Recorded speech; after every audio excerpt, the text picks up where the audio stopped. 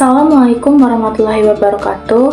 Perkenalkan, nama saya Isa Kurniasari dengan nomor NPM 204230220 dari Prodi PGSD. Di kesempatan video kali ini saya akan membahas mengenai elemen kurikulum 2013 dalam kurikulum Merdeka mengenai standar kompetensi lulusan SKL, standar isi, zonasi, dan domisili. Sebelum memasuki materinya, apa sih itu standar kompetensi lulusan SKL, standar isi, zonasi, dan domisili?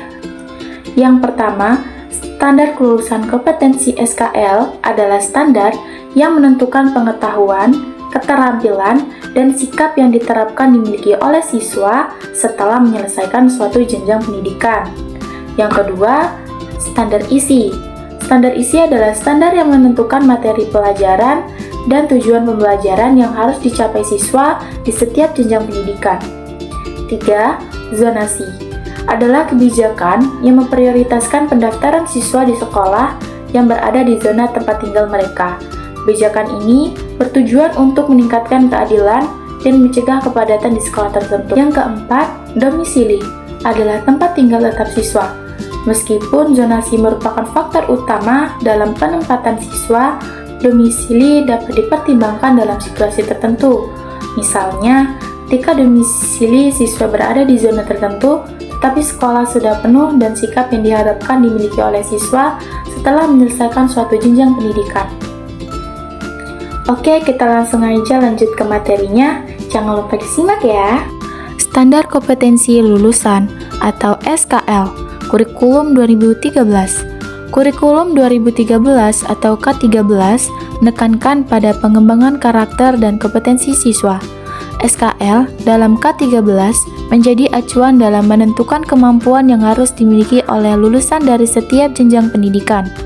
SKL ini mencakup 3 aspek utama, yakni sikap, pengetahuan, dan keterampilan. Standar isi kurikulum 2013.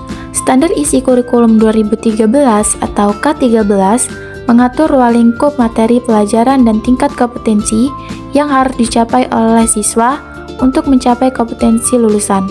Standar isi K13 mengatur beberapa hal, yaitu yang pertama, kompetensi inti atau KI. KI merupakan kemampuan yang harus dimiliki oleh siswa pada setiap jenjang pendidikan. KI terdiri dari sikap spiritual, sikap sosial, pengetahuan, dan keterampilan. Kedua, kompetensi dasar atau KD. KD merupakan kemampuan yang harus dicapai oleh siswa dalam setiap mata pelajaran. KD merupakan penjabaran dari KI. Yang ketiga, materi pelajaran.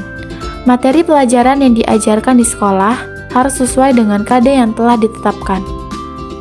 Selanjutnya, standar kompetensi lulusan SKL Kurikulum Merdeka.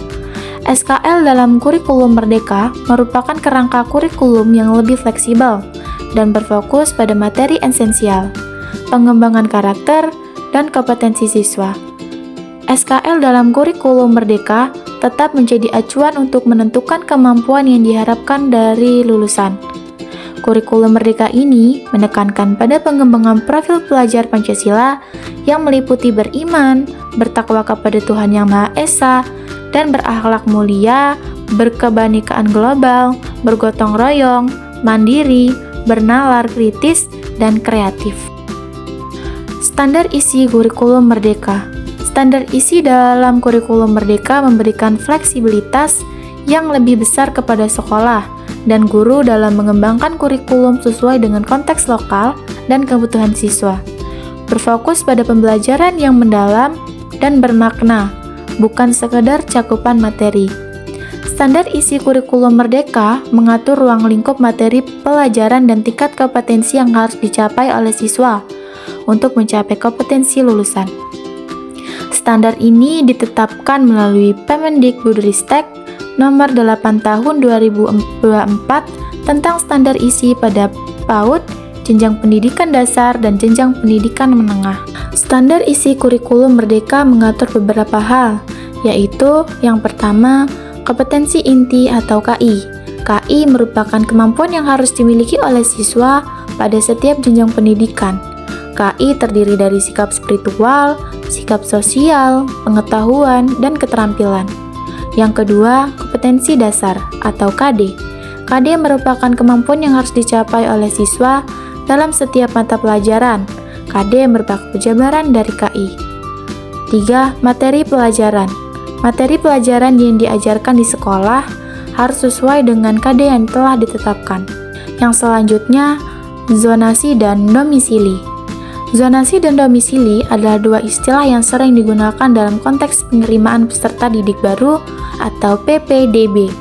Meskipun terdengar mirip, keduanya memiliki perbedaan yang signifikan. Yang pertama, zonasi merupakan sistem penerimaan siswa baru berdasarkan wilayah atau zona tempat tinggal siswa. Biasanya dibagi berdasarkan kelurahan atau kecamatan. Tujuannya untuk mempermudah akses pendidikan bagi siswa yang tinggal di dekat sekolah. Kuota jalur zonasi biasanya ditetapkan minimal 50% dari daya tampung sekolah.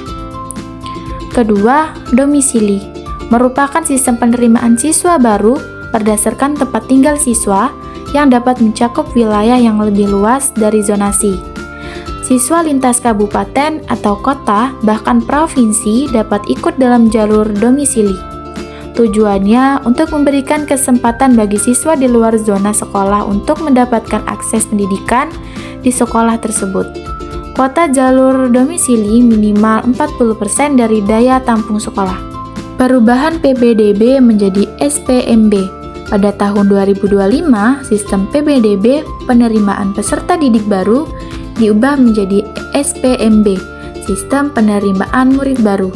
Salah satu perubahannya adalah mengganti istilah zonasi menjadi domisili.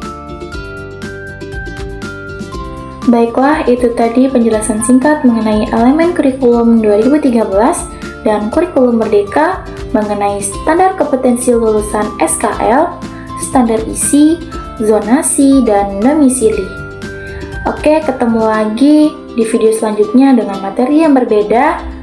Sekian dan terima kasih. Saya akhiri. Wassalamualaikum warahmatullahi wabarakatuh.